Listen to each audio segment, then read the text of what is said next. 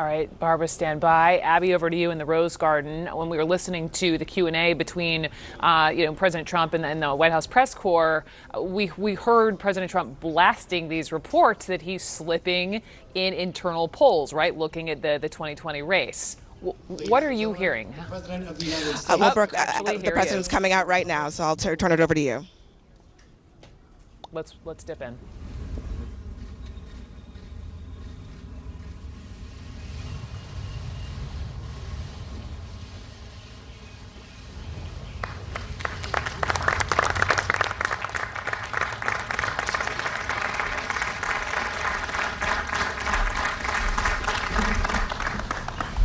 Thank you very much, please.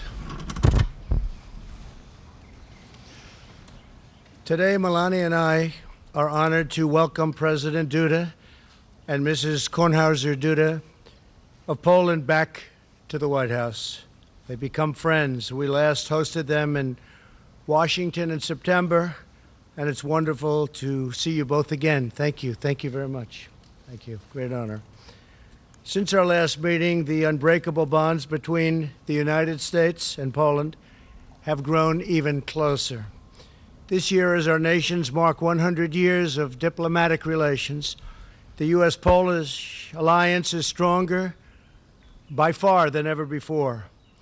Earlier today, President Duda and I signed a joint declaration affirming the significant defense cooperation between our nations, and as the declaration makes very clear, the United States and Poland are not only bound by a strategic partnership, but by deep common values, shared goals, and a very strong and abiding friendship.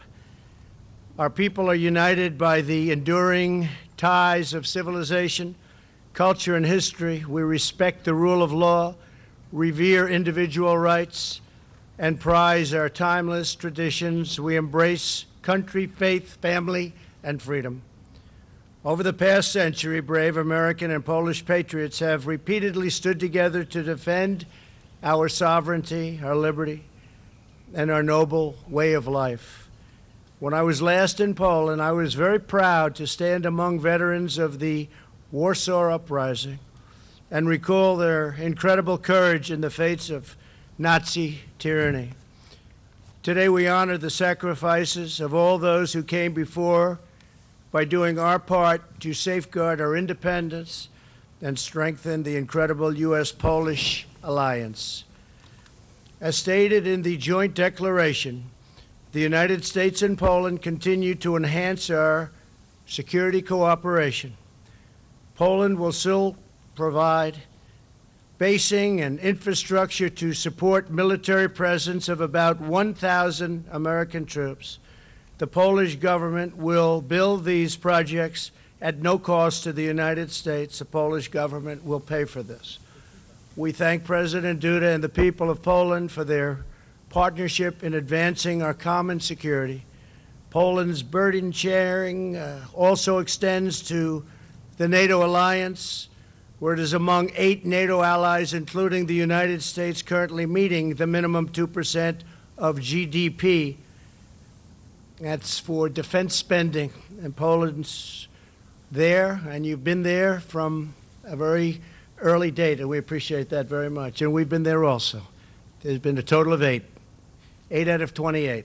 The rest are coming along because nations, at my urging, have paid more than $100 billion more toward the NATO defense. Last month, I was very pleased that Poland announced the intent to purchase 32 American-made F-35 fighter aircraft like you just saw. Moments ago, we witnessed that impressive flyover of this cutting-edge F-35 as it flew over the White House and actually came to a pretty close to a halt over the White House. I was saying, what's wrong with that plane? It's not going very fast. But it's an incredible thing when you can do that. The plane can land dead straight, and it's one of the few in the world that can do that. Considered to be the greatest fighter jet in the world. I applaud President Duda for its efforts to strengthen and modernize Poland's defenses. I also want to congratulate Poland for its progress on meeting U.S. criteria for entry into the visa waiver program. Today, our country signed a Preventing and Combating Serious Crimes Agreement, a significant and necessary step for Poland's entry into the program. Though we still have some work to do, we hope to welcome Poland into the visa waiver program very soon, and that's a very big deal.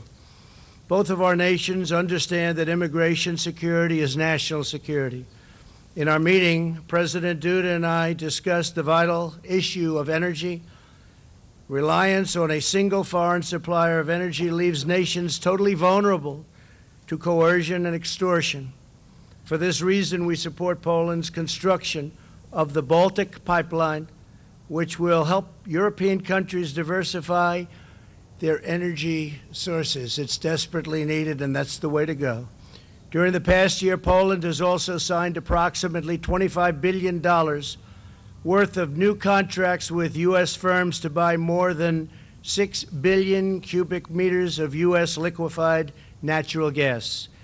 Today, our nations just signed another contract for an additional 2 billion cubic meters, $8 billion. So between the planes and the liquefied natural gas and many other things that Poland is doing, which is doing very well, because Poland is doing very, very well, we appreciate it. Thank you very much, Mr. President. Our countries also signed an agreement to expand U.S.-Polish civil nuclear cooperation, which will likewise advance Poland's energy and security and deepen our bilateral commercial ties. Economic relations between the U.S. and Poland are thriving.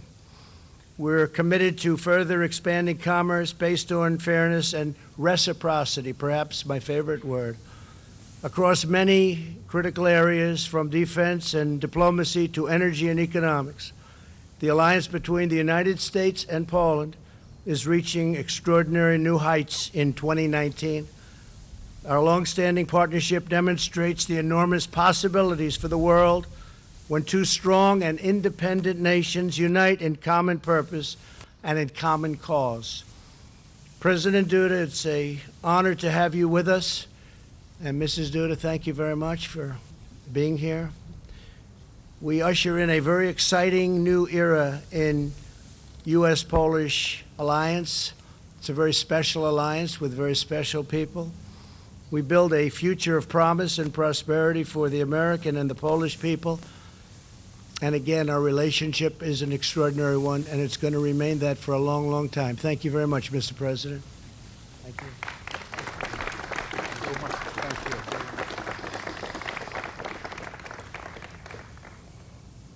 Wielce szanowny panie. Distinguished Mr. President, a wonderful First Lady of the United States of America, distinguished ministers, all distinguished guests, ladies and gentlemen. First and foremost, together with my wife, we would like to thank you very much, Mr. President Donald Trump. Thank you also to the First Lady, Melania Trump, for this invitation to Washington. Thank you for this possibility of holding another within the last 10 months official visit to the United States here at the White House. This clearly demonstrates how close and how good contacts are today between Poland and the United States. Mr. President, all of us hope that you will visit us in Poland in September and that we will be able together to commemorate the memory of all those who fell and who perished during the Second World War, which started on the 1st of September in 1939 in Poland through the attack of Nazi Germans on our country. And soon, unfortunately, our country vanished from the map of Europe after the attack of the Soviet Union against Poland, together with Nazi Germany. That is our history. It's a very difficult one. And today, we firmly believe that the true ally of Poland, but also a true ally of a free Europe, is precisely the United States of America, who helped that very Europe in such a huge way to win the Second World War and later to establish an independent, sovereign and free world, which later turned into the European Union. It exists until this day, and thanks God, also thanks to the support of the United States, through the support of subsequent presidents since 1989, thanks to the great movement of solidarity, thanks to the great determination of the Polish nation. Also, we are part of the free world. Also, Poland, which liberated itself from behind the Iron Curtain, which later led to the collapse of the Iron Curtain through the votes of the people cast in elections in 1989. In those elections, people said no to the communists. Also, Poland can develop today as an independent and truly sovereign country, a country which wants to build the European community and a country which also wants to build the Euro-Atlantic community. In our understanding, this is an absolutely key element of peace and good cooperation across the globe. Thank you very much, Mr. President.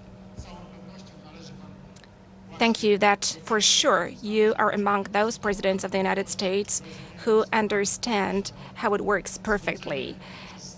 You understand that when the U.S. looks at Europe, when it looks at the security of the European states, it plays a key role for the peace around the globe. It is of key importance for the peaceful development of democratic states and democratic communities.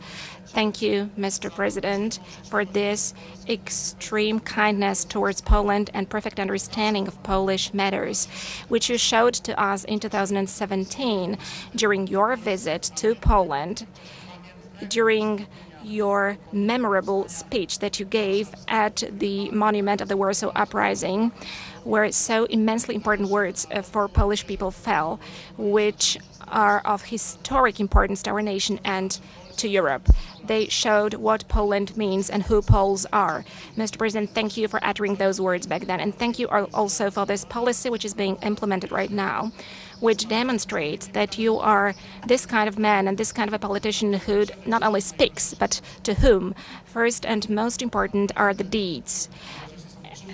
The most important are the deeds. And whenever you say, Mr. President, make America great again, it means make, not say. And this precisely is of crucial importance. Hence, the agreements that we're signing, hence two agreements between our two states concluded today, two memorandums of understanding, which we signed just a moment ago. One of them I signed personally concerning the security and military cooperation. As you mentioned, sir, there will be more American troops in Poland. This is going to be an enhanced cooperation. It's going to be an enduring presence, which hopefully will increase gradually in terms of the number of troops, but also in terms of infrastructure, which is very important. Thank you also for the decision to establish the division headquarters in Poland. This is of huge importance, not only to Poland, but also to our part of Europe, to Central Europe, to the Baltic states, and to all those to whom the enhanced forward presence was established of the United States and other NATO states along NATO's eastern flank. I'm deeply grateful for that. But thank you, Mr. President, also for the remaining agreements. Thank you for this agreement which talks about preventing and combating serious crimes. It moves us closer to a visa waiver program between Poland and the United States, which to you, Mr. President, and to me, and first and foremost to Poles, is so important, is of such a crucial importance. Thank you, Mr. President, also for excellent energy cooperation that we have in terms of LNG supplies. We talked about this in 2017 in Warsaw during our meeting, that gas from the United States should be delivered to Poland, and it is delivered, and we are signing more contracts. And gas tankers from the United States are coming to the port of Świnoujście today, and the gas from the United States has become a fact in Poland and in our part of Europe. Thank you, Mr. President, that there are going to be more supplies. I'm very happy about that, because to us it means diversification of sources of supplies. It also means the development of gas security. To us it also means good business, just as I deeply believe is a good business for the United States of America. But thank you also for the agreement on cooperation in terms of nuclear energy used for civil purposes. I hope that together we will be able to implement this program with the benefit for environment protection, with the benefit for climate protection across the globe, and also for the development of the security of my homeland. Mr. President, I'm deeply grateful for this visit. I'm pleased that thanks to this presence, we're able to show the very good cooperation that we have between Poland as part of the European Union and the United States, and I firmly believe that thanks to your incredible view of the European matters and thanks to your understanding to our Polish matters and to the meanders of our history, this cooperation is going to develop better and better, first and foremost also with the benefit for the United States, whose interests you are representing, Mr. President, also understanding the rest of the world. Thank you very much for that. Thank you. Thank you very much. We'll take a few questions. Emerald, OAN.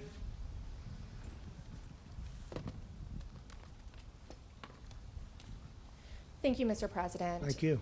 Earlier in the Oval Office, before you did your meeting with President Duda, you were quite critical of Germany as you talked about possibly moving troops from Germany to Poland.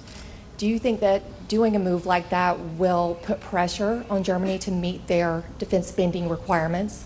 No, I don't think so. I just will tell you very strongly that I think Germany is making a tremendous mistake by relying so heavily on the pipeline. And I think it's a tremendous mistake for Germany. But again, Germany is running their affairs, and they'll do just fine. But I was critical. I had been critical of it. It's a tremendous amount of their energy will be supplied by that pipeline.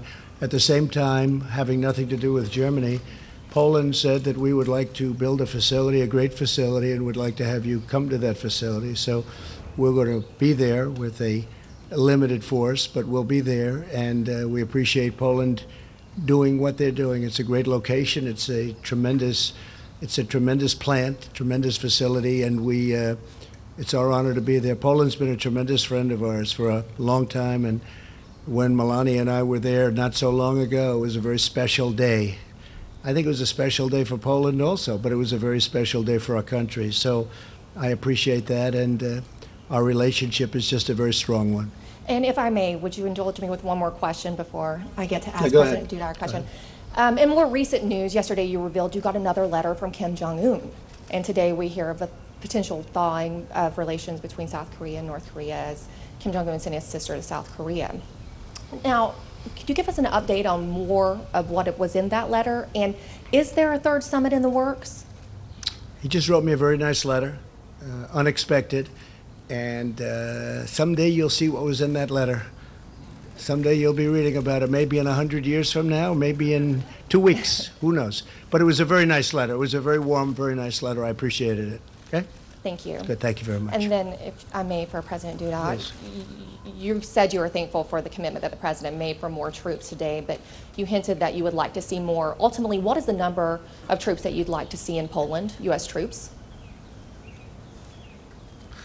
Szanowna Pani Redaktor, to zawsze będzie... Madam, this, of course, is always going to be the decision of the United States of America.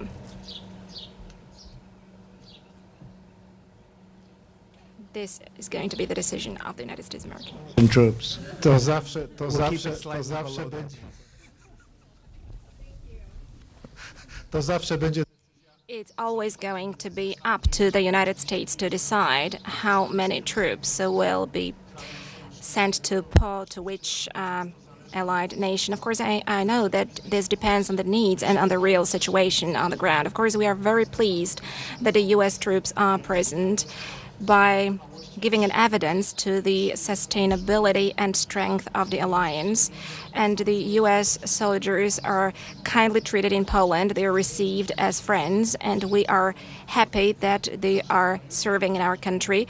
We would like those bonds between Poland and the United States to become even tighter, and we are trying also to create the best possible conditions for American soldiers.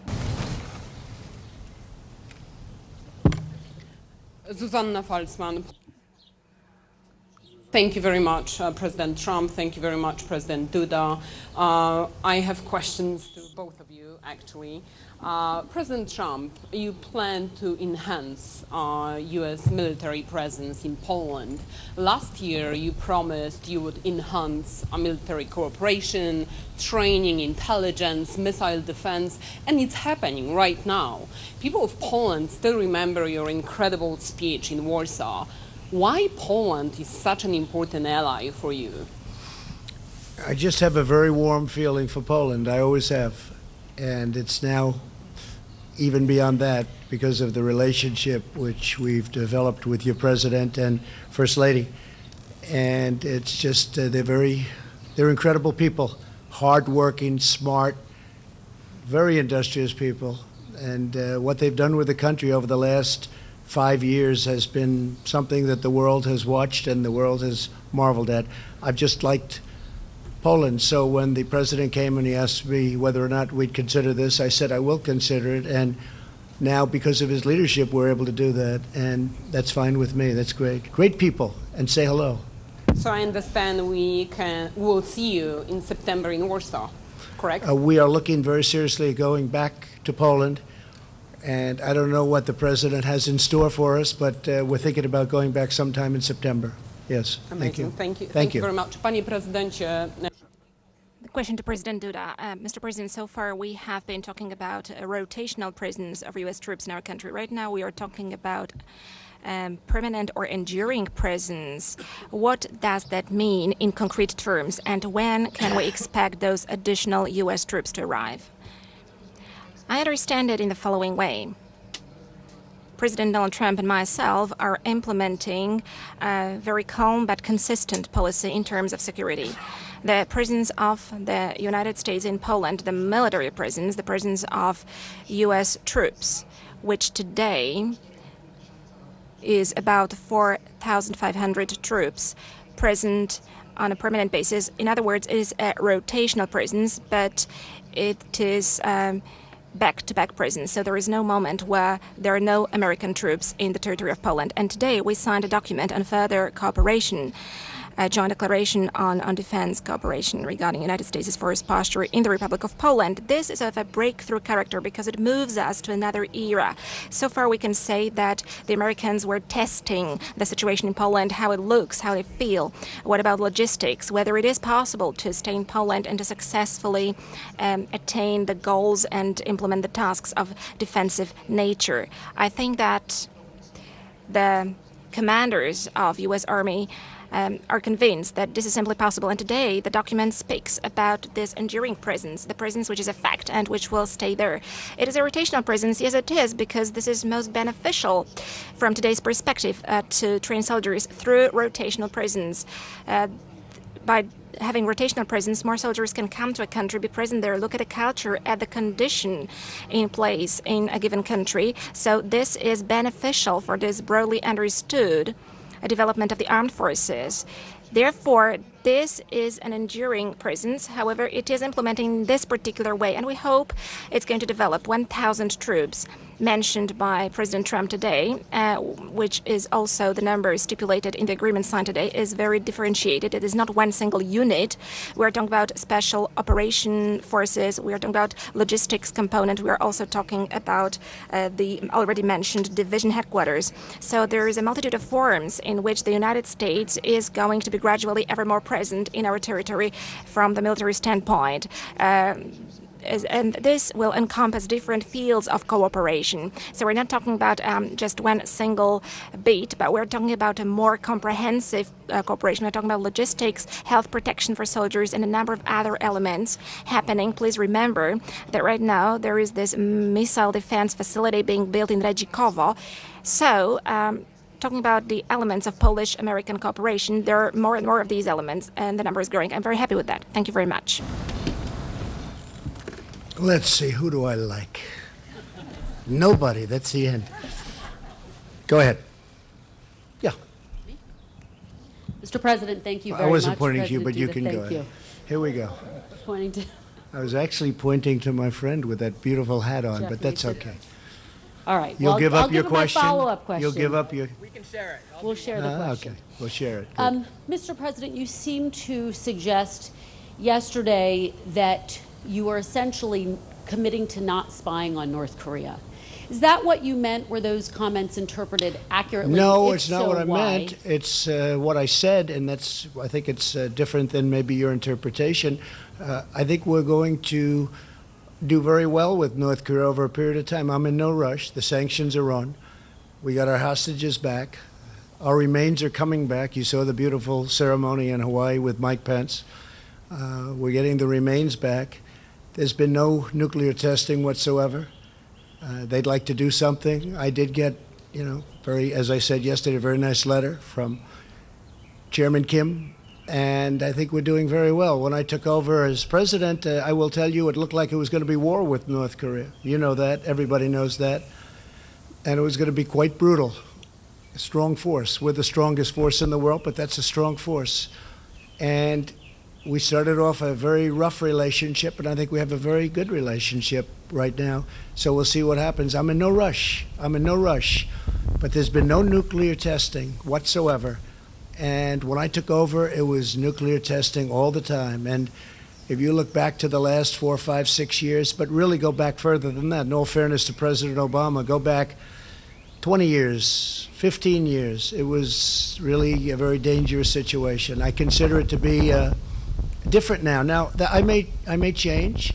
And if I change, you will know it very quickly. I will be very quick to tell you exactly what's going on. I may change, but right now we have a good relationship, and I think probably better than we've had for maybe 25 years, maybe forever. They've been there a long time. The grandfather, the father, the son, and they've been there for a long time, and nobody's done anything except me. And so we'll see how it all turns out. I hope it turns out well for you and for everybody. And I'll give my follow-up to Jeff very quickly. President Duda, thank you. Do you see Russia as an ally or an adversary? Are you talking to me? To President Duda. Boy, was that a set-up question? Ja bym bardzo chciał. I would very much like Russia to be a friend of Poland because it is our great neighbor. It is a country much bigger than Poland, with a bigger potential than Poland in every single respect, except for one, perhaps. I believe that we have got more courage in us, that we are more brave, more courageous, and are able to fight till the end, irrespective of everything. This is actually what we demonstrated in World War II at the Battle of Monte Cassino. We demonstrated that in the Warsaw Uprising. We demonstrated that in many other places around the globe, where Polish soldiers died to make sure that Poland is free after the Second World War. This, unfortunately, did not happen. We found ourselves under the Russian occupation. But even then, for almost 20 years after World War II, there was this anti-communist, anti-Soviet underground which fought against the Soviets, and those people were murdered. Today, we call them unbreakable soldiers. We commemorate their memory, although they were dug underground to make it impossible for anyone to find their remains, and so that they couldn't have graves built. So we're always fighting. We always knew how to defend ourselves. Nevertheless, history was brutal towards us. We never had a great friendship with Russia. Russia was always looking out to take our territory. It was a partitioner in Poland for 123 years. Poland did not exist because part of the territory was taken by Russia. Poles were deported to the east. Then came an aggression on the recently reborn Poland, which rose in 1918 from the ashes of the First World War. And in 1919, the Soviet Russia attacked Poland. It wanted to grab Poland's territory and bring communism to the west of Europe. It was us who stopped Soviets at Warsaw in 1920 by the bravery of Polish soldiers. We defeated them during a great battle, and then we chased them back to the east. And then they took their revenge on us in 1939 by attacking us together with Nazi Germany and murdering our officers in Katyn. So, madam, as you can see, this friendship is a very difficult one. Today, we are in the following situation. Russia attacked Georgia. Then in 2014, it attacked Ukraine, and these are facts. These are facts which belong to the recent history. We would like Russia to be our friend, but unfortunately, Russia again is showing its very unkind, unpleasant imperial face, and we do not want to be part of Russia's sphere of influence. And I am happy that today we can speak boldly, also in connection with the military presence of the U.S. and NATO in Poland, that we truly are, first and foremost, in terms of politics, part of the West, because we have always been part of the West in terms of culture. We've always been part of the West because it is from the West from which we adopted Christianity in 966, more than 1,000 years ago. And since that time, we have been part of the West of Europe. We have been part of the great Christian culture of Western Europe. But we have to stick to this West also in terms of politics, and this is what we want, and I firmly believe that this is the biggest desire of Polish people, to be part of the West also in terms of politics. Thank you that the United States is supporting us in this respect. Excuse me. And just to finish, I hope that Poland is going to have a great relationship with Russia. I think it's possible. I really do. I think because of what you've done and the strength, and maybe we help also because of what we're doing and doing for Poland. But I hope that Poland's going to have a great relationship with Russia. I hope we're going to have a great relationship with Russia. And by the way, China and many other countries. And we look forward to doing things on North Korea, just to go back to the original part of your question. And we'll see how that works out. I do want to say, though, we're in no hurry. The sanctions are on. China has actually been helping us quite a bit. And despite our trade differences right now, we thought we had a deal, and unfortunately they decided that they were going to change the deal, and they can't do that with me. But something's going to happen. I think it's going to be something very positive. But we think we're going to get along with a lot of countries that, frankly, did not respect us very much because they were ripping us off for many, many years. And they're not ripping us off anymore. Jeff? Thank you, sir. Regarding China, what is your deadline, if you have one, for China to make progress on trade before you impose the tariffs on the other $325 billion in goods? Well, we're going to be meeting President Xi and myself, and you know we have a very good relationship. But again, he's for China and I'm for the U.S. It's a big difference. And we thought we had a deal. We didn't have a deal, and I would never make something that would be less than what we already had. We had China opened up to trade. That's a big thing. They've never done that before. We had intellectual property theft taken care of, and taken care of beautifully. And all of a sudden, those things started to disappear at the end after they were fully negotiated. But that's, that's their decision. I think if they had it to do again, and in light of the fact that we have 25% on $250 billion of goods coming into the United States, and unlike a lot of countries, they subsidize those goods. We haven't had inflation. And, they keep saying that the American taxpayer is paying for it. No, very little. And what it really does mean is that a lot of those companies that are in China are going to be moving back to the U.S. You have car companies, General Motors as an example, that built plants in China.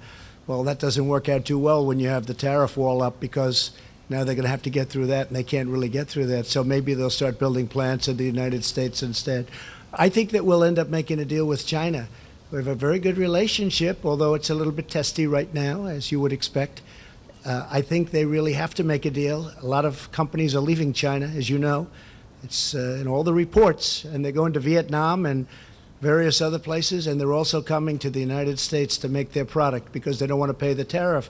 And there is no tariff if you do it in the United States. People don't realize that. They say the tariff, but there is no tariff if you don't do it.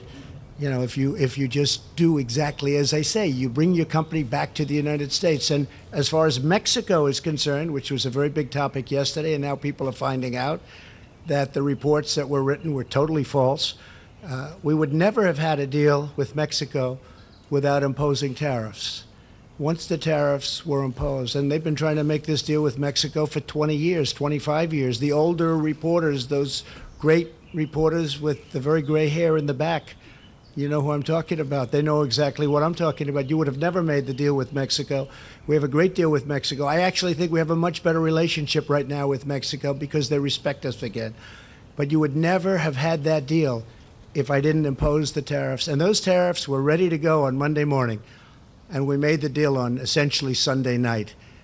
And that extra little page of the deal that you saw, that brilliantly, I had gained such respect for you people when I held it up to the sunlight and it was closed and you were able to read it through the sunlight. That was not anticipated. But regardless, you knew enough of what it said, and I didn't do it on purpose. But we have a lot of strength in 45 days if we decide to use that strength. Maybe we will and maybe we won't. But there's a lot of power right now on the border. And I will say this, Mexico is right now doing more for the United States on illegal immigration and all of the problems of crime and other problems on the border than the Democrats. We can solve our problem on the border in 15 minutes if the Democrats would sit down, straighten out asylum, which is a total mess, but very uncomplicated, straighten out asylum and get rid of the loopholes. It would take, Jeff, 15 minutes. Okay? Thank you. Please. But just my original question, sir, was, do you have a deadline for imposing the 325? No, I have no deadline. My deadline is what's up here. We'll figure out the deadline. Okay. Nobody can quite figure it out. And President Duda, if I could just throw on your way as well, you said in the Oval Office earlier that democracy in Poland was strong. Not all of your European Union counterparts agree with that.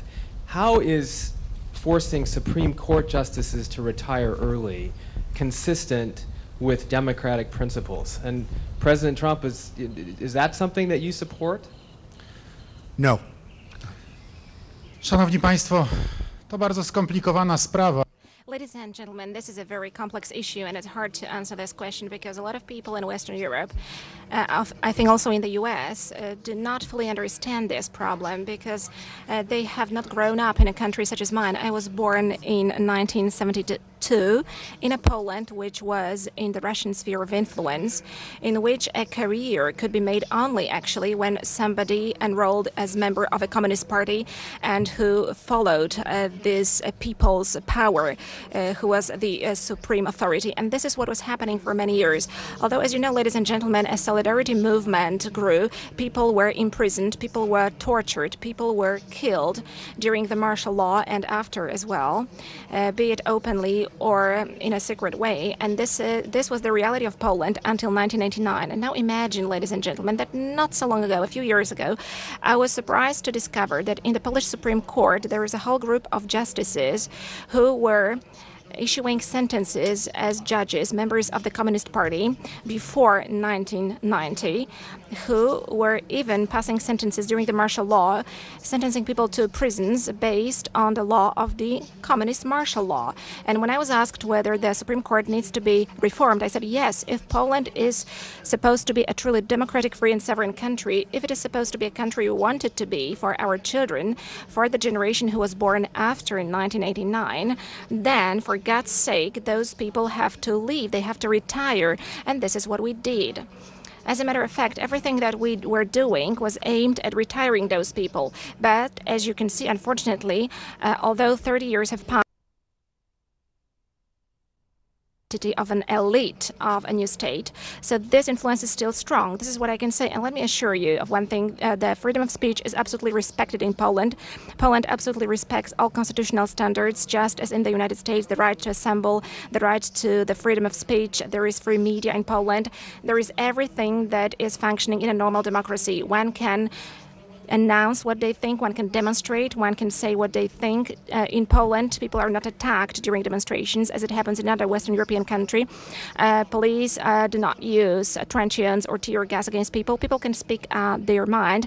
They can express that they're not pleased with something. This is their right in democracy. Please ask Polish journalists, when was the last time, when was the last demonstration in Poland when some kind of tension happened? No, it didn't, because in Poland we respect the right to demonstrate and to express your concern, because we believe that this is one of the foundations of democracy. In Poland, there is absolutely free and just elections. All the standards are respected. So please, ladies and gentlemen, come to Poland and see Poland with your own eyes. Please do not repeat certain stereotypes that are repeated in the West. Poland today has got quite a conservative government. That is true. And this government has got certain standards of action. Not everybody subscribes to those standards, especially people of more leftist views. But this is the nature of democracy. So once you have got one side of the political scene in power, and then people make a different choice, and another side of the political stage comes to power. There is nothing extraordinary about that, and this is the change that is happening in Poland. But when somebody wins the elections, then they have the right to implement the program which they announced before the elections. Excuse me. However, realizing implementing the program which you presented in your election campaign is not only the right, but I think an obligation resting on a politician, and this is exactly what is happening in Poland. Marcin Wrona, TVN. A question for both presidents. Mr. President, you said just a moment ago that Poland will join the visa waiver program soon. How soon? We think fairly soon. We're doing very well with it. It's a complex situation, as you know, but we're getting very close. We allow very few countries to join, but Poland is one that we're thinking about allowing in. So we'll be making that decision over the next probably 90 days. Sir, will you hope, or do you think that maybe when you are in Poland in September, you will make the announcement? I think it's a very good idea. Thank you very much for giving me that idea. Thank you, Mr. President. Panie prezydencie, Mr. President, the visa waiver program appeared on many occasions, but then it did not come into practice. How optimistic are we about the words uttered right now by President Donald Trump? I'm looking at these words optimistic. I'm optimistic about that because I think this is the first U.S. administration which has treated this problem in such a serious way and in such a comprehensive way. So both, when we talk with Mr. President, the President expresses his deep care about that. Also, when I talk with President Mosbacher, the U.S. ambassador to Warsaw, she looks at the problem all the time, and I firmly believe that in accordance with the law binding in the United States, because this is something that I want to stress very strongly, according to the law binding in the United States, by all the actions which are necessary in this respect, such as today's signing of the agreement on preventing and combating serious crimes. I believe that through all these sanctions, this visa waiver program, covering Poles with visa waiver program, is going to be possible soon. Anyway, that it is going to be possible before the end of the first term of President Donald Trump. Okay. Thank you very much. Thank you very much. Thank you very much. Thank you.